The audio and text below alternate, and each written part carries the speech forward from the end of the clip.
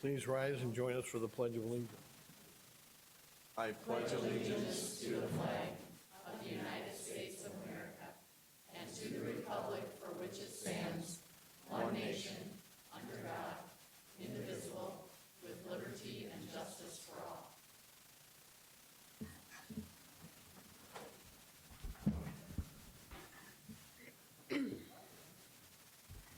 Welcome.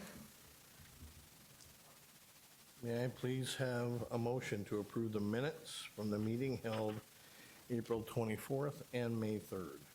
So moved. Second. Any discussion? All those in favor, please signify by saying aye. Aye. Opposed, same sign. That carries. Any persons wishing to address? Nope. May I please have an approval of the agenda? So moved. Second. Any discussion? Hearing none. All those in favor, please signify by saying aye. Aye. Opposed, same sign. That carries. Good news. Well, good evening. As you all know, the district's strategic plan places high priorities on student outcomes. Specifically, one of the things we're doing is building strong foundation for academic success across all subject areas by further supporting struggling readers and providing the supports necessary to help them grow. So, breaking news tonight, right here, right now. Hawthorne Elementary has just been notified of a gift of 500 books from the Dave Pilkey Scholastic Summer Reading Contest.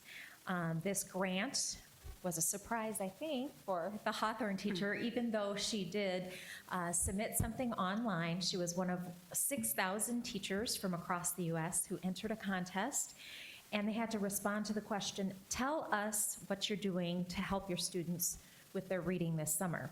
So one entrant from each state was chosen, and Jessie Moeller is that teacher. She's here and is going to tell us a little bit about what her plans are for those 500 books this summer. Good evening. Thank you so much. So in submitting this entry, our students at Hawthorne, a lot of students are excited for summer, and they're really excited to get that break. And our students, it kind of creates a little bit of anxiety, a lot of unknowns and uncertainties. And we talk about how books are a great escape and a great way to have adventures. And we kind of promote that with literacy on a daily basis. But through this grant, we can put some books in their hands over the summer. So to start the summer off, each student will receive a brand new book. And the great thing about these books is the grant is worth about $7,000. So they're going to be great books for them, books that they would normally get in the library but not get to take home.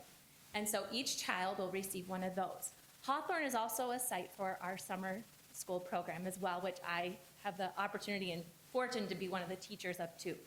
So this summer, we're also implementing at summer school an additional opportunity, and we have some volunteers that have already been working in our school that have asked to come back in the summer, and we're gonna break out after lunch and have reading groups to have children be able to sit down with adults and read, which is something many of them are missing out on, to promote more of a love of reading, not as a job, but to really promote that love and compassion and camaraderie that comes with reading and develop that. And then at the end of the summer, those students will also be receiving 2 additional books. And these are often our most struggling readers and our most disconnected students. So it's another opportunity to show caring adults, combine that with reading, and give it more of a positive connotation instead of a job and a chore. So that's what we're looking forward to doing with our new opportunity with these books. Great. Congratulations. Yeah. Thank you very much.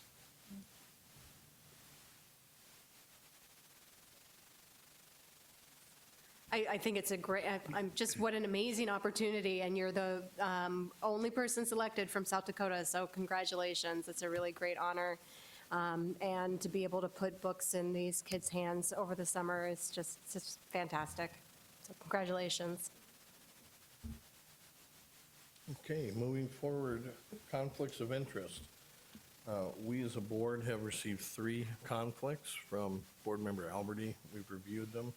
In consideration these conflicts of interest as presented, the board has determined that the matter underlying the contract is fair, reasonable, and not contrary to public interest. and that it is appropriate to grant a prospective general waiver for any substantially similar contracts of transactions between the time of the authorization and the next annual disclosure date. May I please have a motion to approve? Second. Second. Any discussion? Hearing none. All those in favor, please signify by saying aye. Aye. Opposed, same sign. Motion was made by Doug, seconded by Kate, with a 4-0 vote with one abstention from Kent Alberty. That waiver is approved. Thank you. May I please have an approval of the consent agenda? So move. Second. Is there any discussion? Hearing none, all those in favor, please signify by saying aye. Aye. Opposed, same sign. That carries.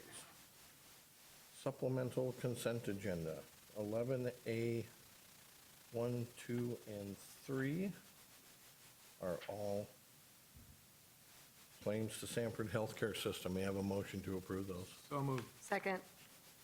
Any discussion? All those in favor, please signify by saying aye. Aye. Opposed, same sign. That motion carries with an abstention from Board Member Ryder. Now on to the reports of the superintendent. Well, thank you. Our first report tonight is a breakfast in the classroom report. Comes to us from Curriculum Services and Ann Smith. Good evening. The Breakfast in the Classroom pilot project began this last September 2016, at Terry Redlin Elementary School. The Breakfast in the Classroom initiative takes the traditional school breakfast approach and improves it with one key ingredient, the classroom setting. Through Breakfast in the Classroom, breakfast is available to everyone, and they eat it in the classroom together while the teacher does morning announcements, read-alouds, and activities that will help build the classroom community. Through this, we're sure that each student will start their day with a balanced breakfast, balanced according to the USDA guidelines. I'm going to show a quick video so you get a feel for how the breakfast in the classroom looks and feels.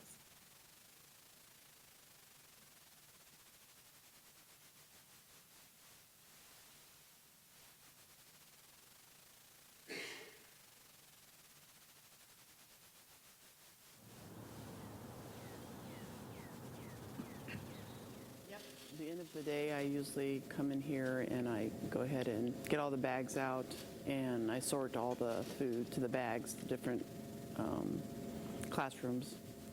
And I'll put those away, and then the next day we'll come in and we'll load up the milk for each bags that we have.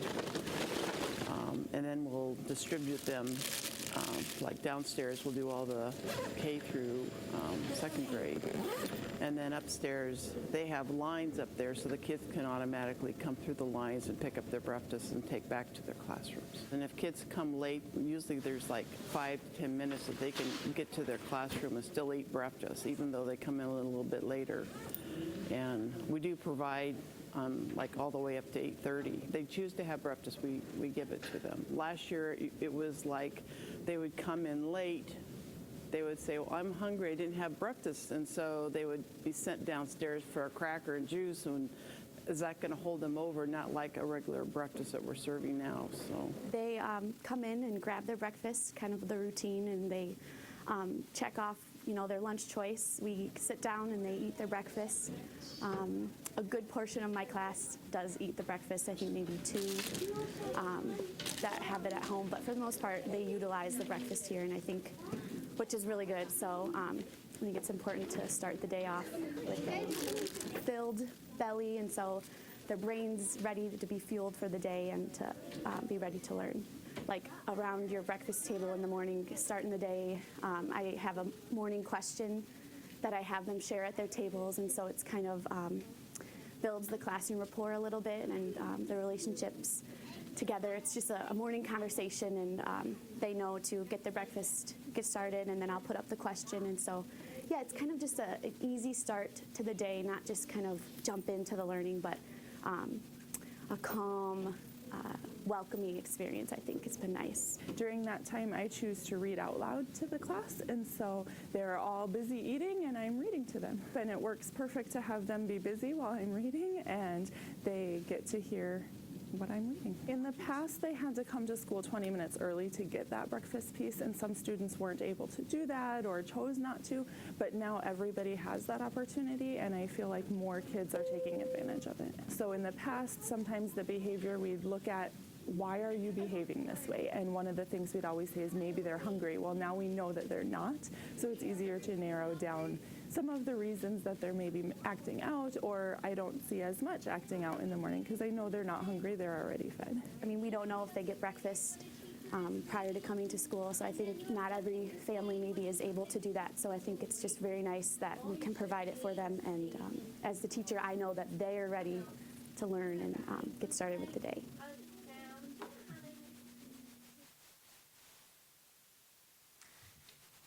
If you look at the national research that has been done over the years, the Breakfast in the Classroom project began to get more kids eating breakfast. They were responding to the low number of students that participated in the breakfast program when kids had to come early and to go to the cafeteria. The research that has been done nationally shows that the greatest success of the Breakfast in the Classroom program is that you do know that every child has had breakfast. There were some researchers that hypothesized that improved nutrition would result in improved academic achievement, but I could only find one study that reported a connection between breakfast in the classroom and improved achievement in math and reading. There was also an evaluation of the New York City Breakfast in the Classroom program that was published in 2016, which refuted the other study that said that there was a connection between achievement. So the results are mixed when you look at, does breakfast in the classroom improve academic achievement? However, other studies have found that breakfast in the classroom is linked with greater overall school attendance. So with our program, what we looked at was, are we feeding more children breakfast at Terry Redlin? And indeed, we did. The average daily participation of students eating breakfast increased by 197 children. The secondary goal of our pilot was to decrease tardies and increase attendance. When we looked at the data from semester 1, we saw that tardies did decline by 227 and that absences also declined. Now, there were other initiatives and are other initiatives going on at Terry Redlin in addition to breakfast in the classroom to improve attendance and decrease tardies.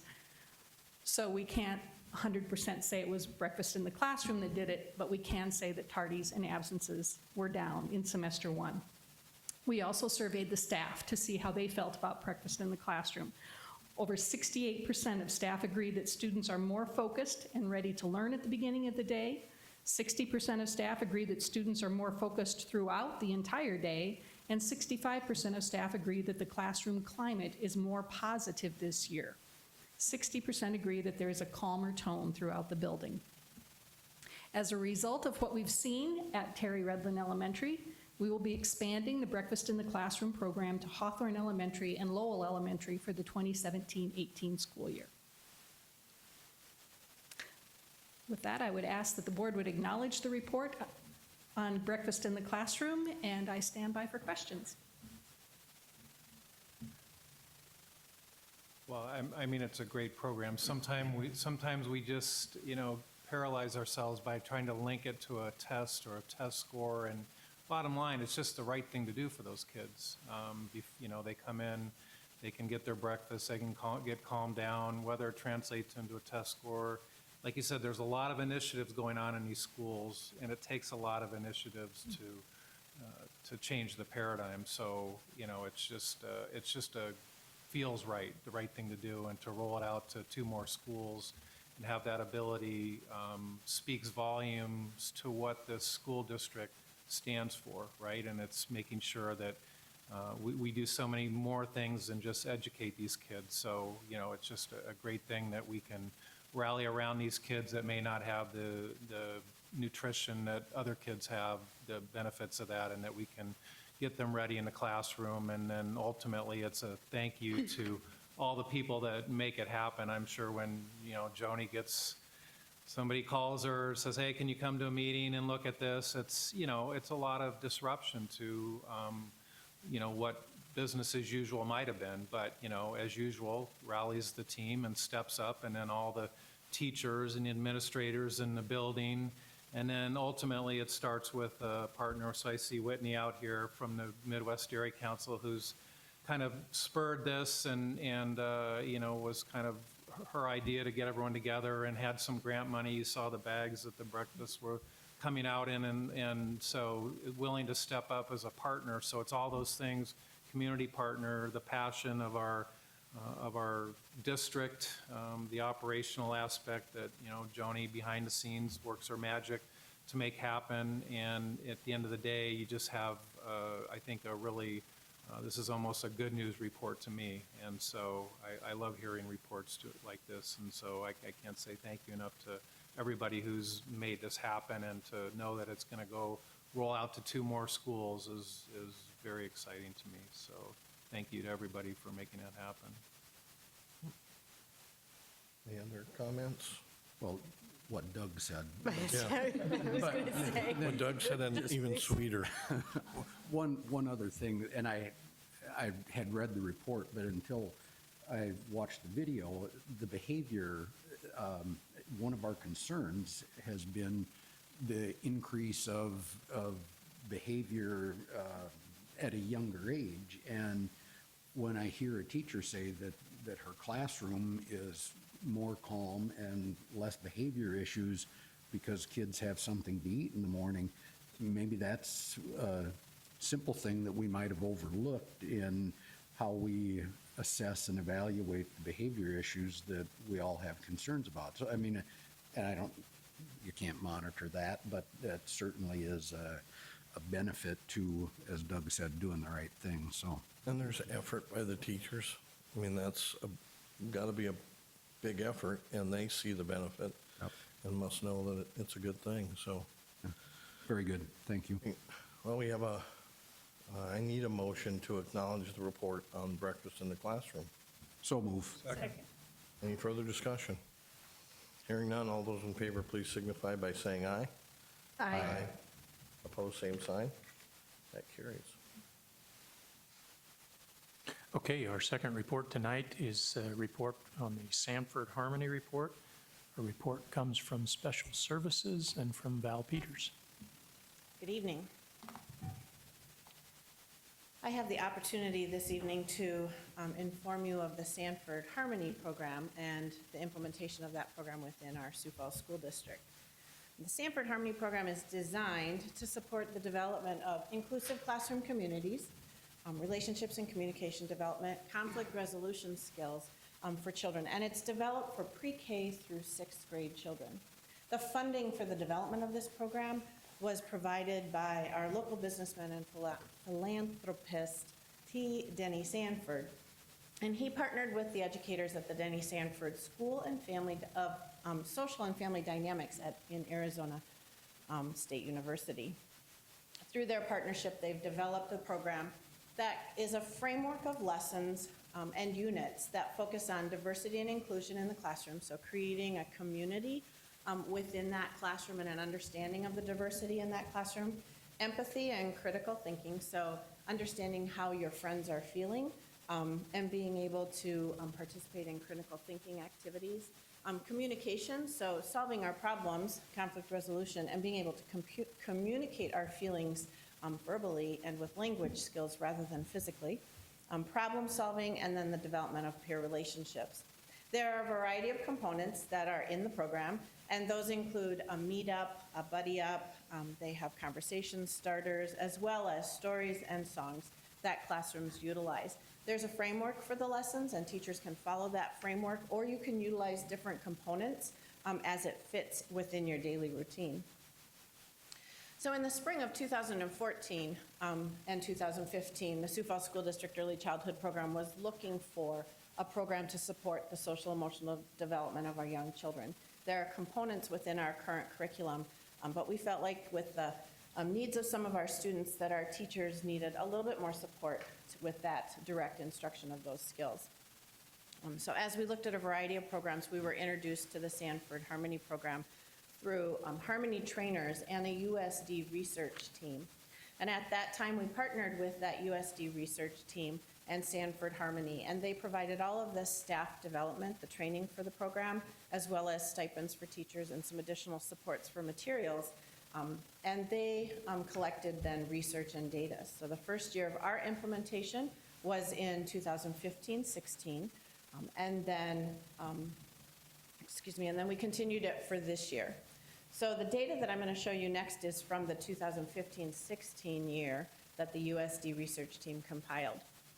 This questions that you'll see on your screen are the actual questions that the research team developed that they wanted to answer. And there were three major questions. The first one had to do with what were the gains that we saw in children. It's important to remember that the research that they did, there was no control group. So this is data that teachers provided through a questionnaire on students who started with us and ended with us. So they were with us that whole time of implementation. And there was an average gain of about 17 points, which the research team considered to be significant. And there was no difference in the gain between genders or races. So all kids made gains. Of the different subtypes or sub-areas of the assessment that they used, which of those sections made the most gain? And you'll see assertion, self-control, and engagement were the three top areas where children made the most gains. When we broke those groups out and they looked at the typically developing children without disabilities, and then they looked at the red line there as children who have an IEP, and then the green line is children who have an IEP and are served through special education, and within that IEP have goals specifically for social, emotional, or behavior. And you will see that if you took and calculated the number of points of gain, it's really the same for all three of those areas. So our children on IEP started a little lower, but they made parallel growth. So all of the children made gains. And actually, if you really did the subtraction there, the green line of the children who have goals for social and emotional had a few points higher than the non-disabled peers in their growth. So while they may not have ended at the same point, the growth was parallel for all of those groups. So that's good to know. We also had one elementary school that implemented the Sanford Harmony program K through 5th grade during this current school year. So Harvey Dunn Elementary was introduced to the Harmony program the spring of last year, and they had training at the beginning of this school year, and they implemented that school-wide using those same components as they fit into their daily routine. They also paired their social skill lessons by their school counselor to align with the Harmony units and lessons. And both groups found that it was at times challenging to incorporate the program into their daily routine. But with Harmony, we also have some flexibility to make some adaptations and modifications that may fit our daily routines and our individual groups a little better. And with the support and partnership continuing with the USD research team and the Harmony trainer, who is one of the professors at USD, as well as with the Sanford Harmony, we're going to pull back together and do some additional training with staff and some additional modifications at the early childhood level so that we can have better implementation more consistently, and we'll continue to use the program looking at those adaptations that we make next year. The elementary program found the same things to be challenges that we in early childhood did, but they saw enough success with the program that they'll be implementing that program again next year, school-wide. And again, they'll be doing some modifications and adaptations, and then creating some lessons with their school counselor and some videos to kind of show kids what it looks like to use in partnership with the Sanford Harmony program. So I would ask that you acknowledge the informational report on Sanford Harmony, and I would welcome any questions. Any questions? No, I mean, it seems encouraging and like a good curriculum. Is there any way to give feedback to the group? Is there a way to design something to give these pre-K lessons to our 285 parents of the kids that are on the Head Start waiting list who aren't getting the benefit of this, and you won't know. I'm just thinking like, okay, I either have two choices. I get the 285 kids on the waiting list into pre-K, which, you know, is a struggle, but we're working on, or is there some way in all this money that's being committed to this that somehow, even though they're not in our program, I can get them something at home where they can, the parents that are interested can learn those lessons? And I don't know if that has ever come up. That particular example hasn't ever come up. It wouldn't, I mean, it would be something, you know, we could ask the research team in Sanford Harmony. There's a very small parent component. I wouldn't say that it's a research-based parent component, but if you'll think back to those Head Start performance standards that I was here last month and talked about, one of those Head Start performance standards is that we implement a research-based parent curriculum to support development at home and parents becoming the child's first and foremost teacher. So we've looked at how we can align what we do with the Harmony program with a parent education kind of a program, and we'll have to have another tie-in with it that's research-based, but that would support the children that are currently in our program through Head Start, Title, Special Education, and Migrant, but we haven't looked at what we would do for those children that are not in our program. Yeah, it might just help to reiterate to them that we have a large portion of kids that aren't getting the benefit of any of this because there's no spots for them because of funding. So it's good for the kids that are in it. For the ones that aren't in it, then they probably get farther behind. But I don't know if they, like I said, if they've ever looked at a tool that they can give to parents to teach this type of stuff. So just food for thought. So. Is this program utilized in is it a 6-week program for those students who didn't get to participate in the preschool? Ready to Start? We do. When we Okay. do our training for Ready to Start, we we do some training with the teachers on this, and they incorporate it as they can Sure. within that Obviously, short it's harder, period. yeah. They're there for such a short period of time, and we have the other components that are really what we do the pre and post test on. But the supporting behavior skills, when you think about that section that we do pre and post test on, this falls right in there, so they do utilize some of it. Any other questions? I guess one more thought. You do have a pretty good control group. You do a pre and a post test. Have you ever looked at the kids that have been through this versus the kids, the 285-ish kids, right? And how they go through, because you kind of have a control group of kids that went through and didn't go through. Although there's a lot of other factors that go into it. We do. I don't do that. Yeah. That when they get into kindergarten, which is when we would have access to them. Yeah. I don't do any assessment on those little ones who haven't been with us in Yeah. any kind of a program. Thanks, Val. Okay, any other questions? Hearing none, may I have a motion to acknowledge the information on the implementation of the Harmony program? So moved. Second? Any further discussion? Hearing none, all those in favor signify by saying aye. Aye. Aye. Opposed, same sign. Thank you. Carries. Our third report tonight is actually part of a public hearing on a request for rate waivers from the South Dakota Department of Education regarding Spanish 2. This report comes to us from Curriculum Services in general and specifically from our high school curriculum coordinator, Kristen Grenager. Good evening. Last year, a waiver was approved for students to earn credit by exam for Spanish 1. We now have a district Spanish 2 test and are asking to pursue a waiver from the South Dakota Department of Education for Spanish 2 credit by exam. We believe this would provide a limited number of students who possess the skills and knowledge of concepts to earn credit by exams for Spanish 2.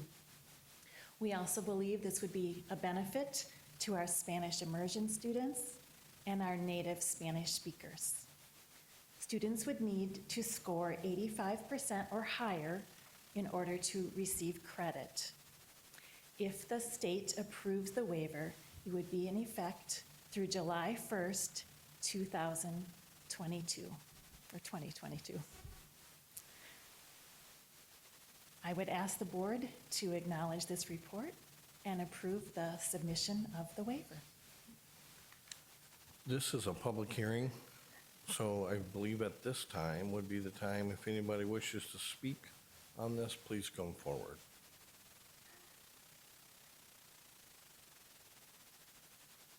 So this is an exciting time. Thank you for that.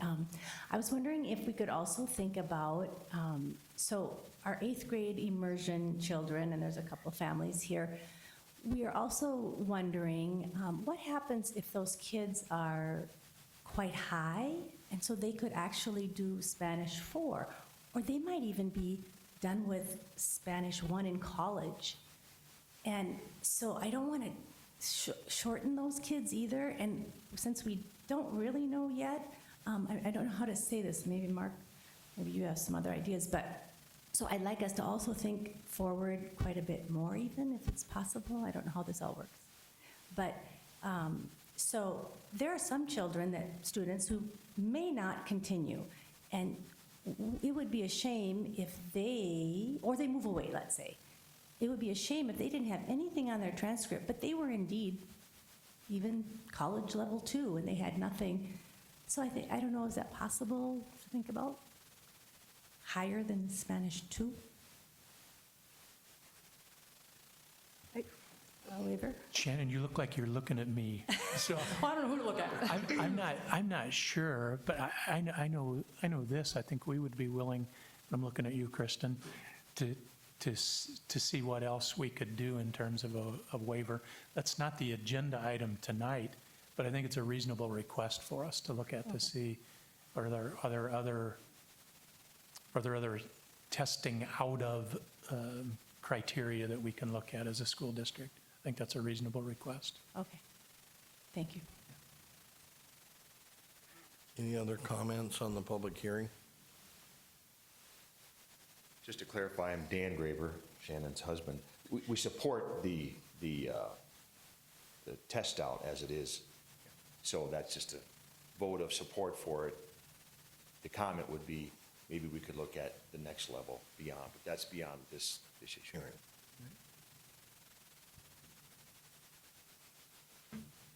Any further comments?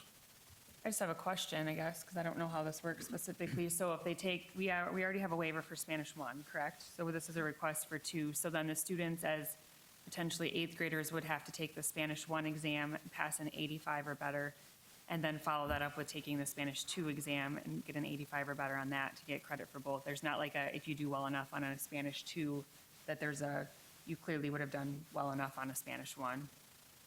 It's a progression, correct? That's correct. Okay, I just want to Yes. make sure that. So for a Spanish immersion, would we ever say, I guess, is there a grade level? Like, at what point, do they have to finish middle school? Is there I don't know how that works, for when they would even take. And maybe if I'm off topic, please correct me, because I don't want to get lost in the weeds, but I'm just curious, could a 7th grader take the Spanish 1 and an 8th grader take the Spanish 2?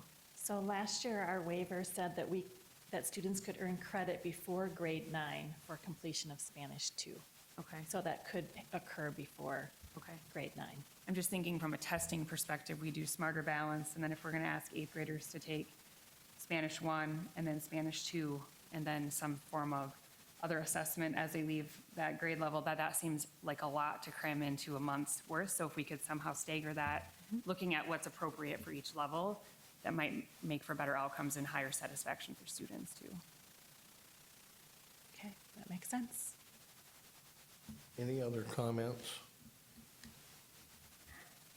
Hearing none, I'd like a motion to acknowledge the public hearing for credit by exam for Spanish 2 and direct administration to pursue the waiver from the South Dakota Department of Education. So move. Second. Is there any further discussion? Can I just ask one more question? Sorry. So this would go into effect on July 1st, if approved. So for the current 8th grade students, they would not have the option then? When do they become a 9th grade student? You know what I mean? Kristen, I'll ask you to come back up, but Sorry. I think you answered the That's question. okay. So students, this would go into effect July 1. Okay. So there would be the potential to take the exam before school started in the fall. Okay. So it would just be a matter of setting a date or something and inviting students to come in and take it prior to. Okay. Right. We consider students to be a ninth grader, like the day after they finish eighth grade? Is there a line in the sand? I don't, I think they become ninth graders when they begin ninth grade. so like in the fall? Yes. Okay, Right. Yeah. okay, Yeah. thank you. Yes. I think you were just very generous there, because not only, it's not a matter of them just taking the test, it's a matter of the Setting it up. setting it up, all the logistics that go with it as well. Right. Yep, So we totally need to work understand. with our assessment department. Sure, okay. But we are asking to use our district Spanish 2 semester exam, so that's helpful. Okay, perfect, thank you. Great, we have a motion and a second to acknowledge this public hearing. All those in favor, please signify by saying aye. Aye. Opposed, same sign. That carries. Now we'll go to Kate. Policies. We are looking at a second reading of policy AH, disclosure and authorization of contractual conflicts. We looked at this, doesn't have a date on here, a month ago? And it was out for first reading. No comments were received. And it was changed due to legislative changes that are effective 7/1 of 17. So I would move to approve the second reading of policy AH. Second. Any further discussion? Hearing none, all those in favor, please signify by saying aye. Aye. Aye. Opposed, same sign. Aye. Delayed, Kent. 4-1. Sorry. Okay, Oh, never mind. The first reading of policies EFD, pricing and payment of food services, policy and regulation JH and JHR, student attendance, and policy JJH and its accompanying regulations, student travel. The EFD, pricing and payment of food services, this policy was slightly amended to state that the district will have a new meal charge regulation as required by the 2010 Healthy Hunger-Free Kids Act, which I believe goes into effect 7/1/17. And then JH, its accompanying regulation, student attendance. We updated language for reporting and notifying parents and guardians about their students' attendance, as well as interventions for improving attendance. And then JJH and its accompanying regulation, student travel. We updated student travel language and clarified costs and fundraising opportunities. These policies and regulations will require a second reading. They'll be posted for public review on the school district website and will come back to us on June 12th. So I move to acknowledge the first reading of said policies. Second. all right, we have a motion and a second. Are there any discussion on the policies? Hearing none, all those in favor, please signify by saying aye. Aye. Opposed, same sign. So these will come back for a second reading. May I please have a motion to adjourn? So move. Meeting is adjourned.